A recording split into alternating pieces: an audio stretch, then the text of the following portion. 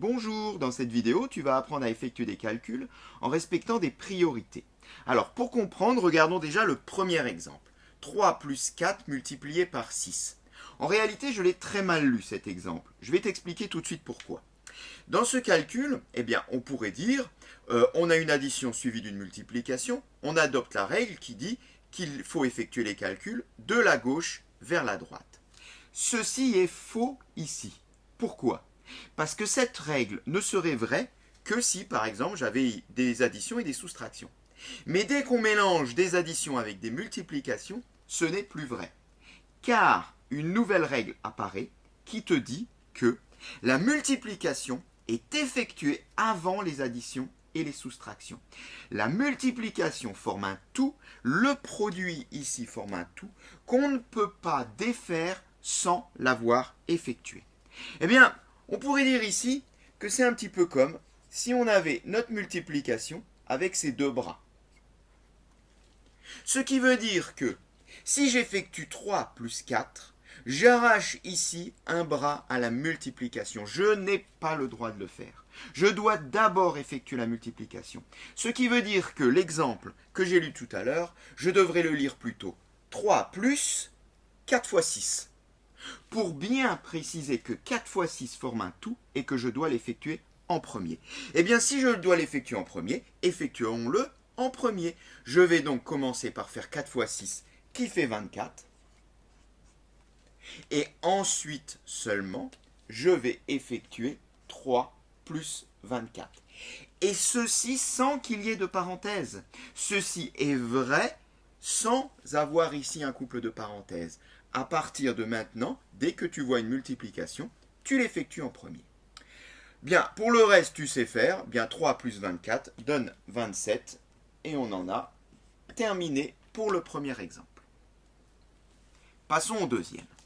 Alors au deuxième exemple, on le voit, j'ai ici un petit couple qui me donne une multiplication, et là également. La règle reste la même, même si on a un produit à gauche, un produit à droite. Ceci forme un tout. Je n'ai donc pas le droit de le casser, j'écris les deux bras, 4 et 7, qui sont les deux bras de ma multiplication. Ceci forme également un tout, je n'ai pas le droit de le casser non plus, 3 fois 2 forme un tout. J'ai donc là deux produits que je devrais effectuer simultanément, c'est-à-dire je peux les effectuer en même temps. Il n'y a pas de priorité entre l'un et l'autre puisqu'ils sont tous les deux séparés. Donc je peux effectuer ici 4 fois 7 qui me donne 28 et je peux effectuer 3 fois 2 qui me donne 6. Et en aucun cas j'ai le droit d'effectuer 7 moins 3 en premier parce que sinon, je vais arracher un bras à gauche et arracher un bras à droite. Donc, j'ai effectué mon 4 fois 7 qui me donne 28, mon 3 fois 2 qui me donne 6. À partir de là, je n'ai plus de multiplication. Je peux tranquillement finir mon calcul. 28 moins 6 égale à 22. Et c'est terminé.